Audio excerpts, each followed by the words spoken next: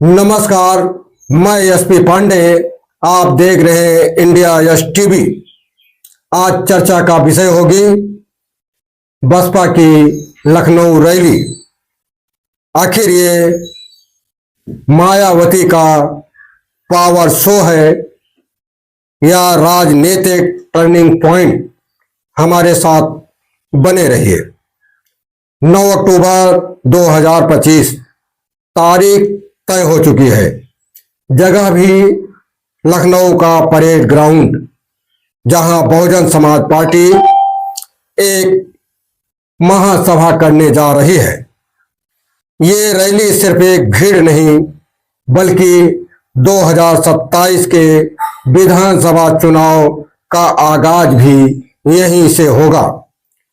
क्या बसपा फिर से अपने पुराने वोट बैंक को जोड़ पाएगी? क्या मायावती एक बार फिर मैदान में उतरने का संकेत देंगी? और इस रैली का असर सपा, भाजपा, कांग्रेस जैसी पार्टियों पर कैसा पड़ेगा? इन्हीं सब सवालों का जवाब तथ्यों और विश्लेषण के साथ चलिए शुरू करते हैं। बसपा की यह रैली लखनऊ के परेड ग्राउंड में आयोजित होगी। पार्टी संगठन सूत्रों के मुताबिक करीब 4 से 5 लाख लोगों के जुटने की उम्मीद जताई जा रही है। पिछली बार 2022 में मायावती की जो रैली हुई थी, उसमें लगभग 2 से 2.5 लाख लोगों की उपस्थिति मानी गई थी। इस बार बसपा ने पूरा फोकस रखा है।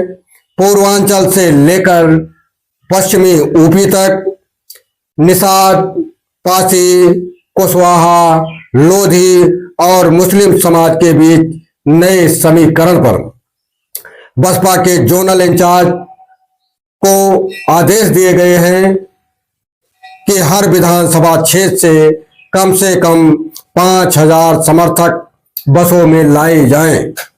यानी यह सिर्फ एक शक्ति प्रदर्शन नहीं, बल्कि संगठन पुनर्गठन की कवायद भी है। अब जरा तथ्यों पर आते हैं। 2022 विधानसभा चुनाव में बसपा को पूरे प्रदेश में 12.9% वोट मिले थे, जबकि 2017 में यही आंकड़ा 22.2% था। यानी बसपा ने 5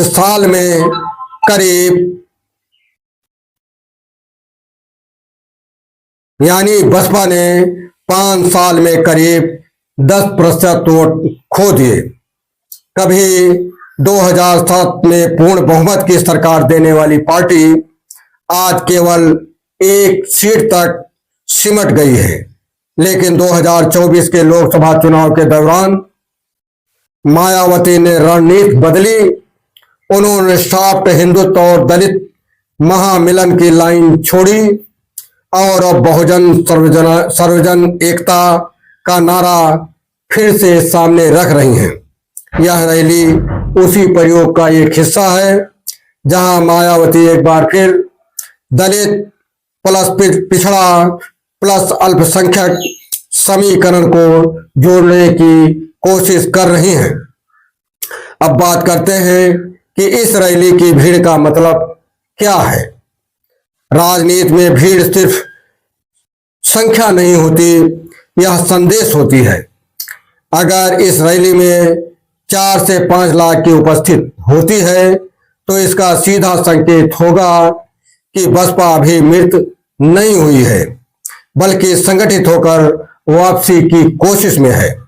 राजनीतिक विश्लेषकों का कहना है कि मायावती की रैली में जुटी भीड़ भाजपा से ज्यादा सपा को चिंतित करेगी, क्योंकि सपा का कोर वोट यादव और मुस्लिम अगर बसपा की ओर थोड़ा भी खिसका तो 2027 में सपा का समीकरण बुरी तरह प्रभावित होगा। चलिए देखते हैं तीनों प्रमुख दलों की वर्तमान स्थिति।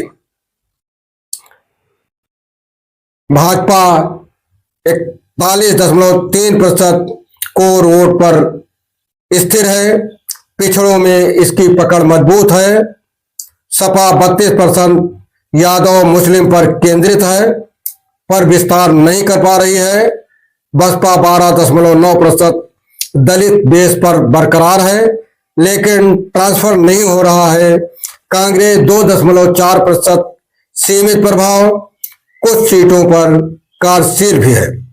बसपा की रणनीति यही है, 12% से 18% तक पहुंचना, ताकि वो किंग मेकर की भूमिका में आ सके।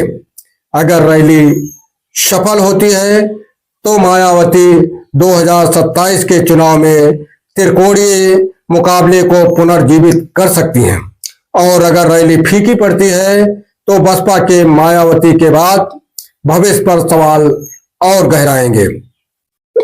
भाजपा ने इस रैली को लेकर बयान दिया है। जनता जानती है कि बसपा अब परिवारवाद की छत्रछाया में नहीं है, बल्कि मायावती की व्यक्तिगत ब्रांड तक सिमट गई है। सपा नेताओं ने कहा, बसपा की रैली भाजपा को फायदा पहुंचाने के लिए है, वोट बांटने का ये खेल है। जबकि बसपा प्रवक्ता ने पलटवार किया कि हम जनता के मुद्दे उठाते हैं, किसी पार्टी के इशारे पर नहीं। इन बयानों से साफ है कि 9 अक्टूबर की रैली सिर्फ बसपा की परीक्षा नहीं होगी, बल्कि राजनीतिक मनोवैज्ञानिक युद्ध की शुरुआत भी। अगर यह रैली सफल रही तो मायावती का मैसेज साफ जाएगा, बहुजन फिर एकजुट हो रहा है। इसका असर सिर्फ यूपी में नहीं, बल्कि देश भर के दलित नेतृत्व के लिए मनोवैज्ञानिक बल बन सकता है। साथ ही बसपा का यह शो सपा और भाजपा दोनों को अपने वोट बैंक की समीक्षा करने पर मजबूर करेगा। 2027 की दिशा यहीं से तय हो सकती है। तो अब सवाल यह है, क्या मायावती की यह रैली पुनर्जन्म का प्रतीक बनेगी, या बस एक और पार्टी शो बनकर रह जाएगी? राजनीति में तस्वीरें भी मायने रखती हैं। 9 अक्टूबर को दोपहर जब मायावती मंच पर होंगी तो मीडिया विपक्ष और सबकी निगाहें एक ही बात पर होगी कि क्या बहन जी की राजनीति में अब भी वो चमक बाकी है। और यही होगा आने वाले यूपी चुनाव का सबसे अहम मोड़। अगर आप लखनऊ रैली या बसपा के इस पॉलिटिकल मूवमेंट पर अपना राय देना चाहते हैं तो कमेंट सेक्शन में जरूर लिखिए। वीडियो अच्छा लगे तो लाइक करें, चैनल को सब्सक्राइब करें और बेल आइकन दबाएं, ताकि अगली राजनीतिक समीक्षा आप तक सबसे पहले पहुंचे। मिलते हैं अगले एपिसोड में। धन्यवाद।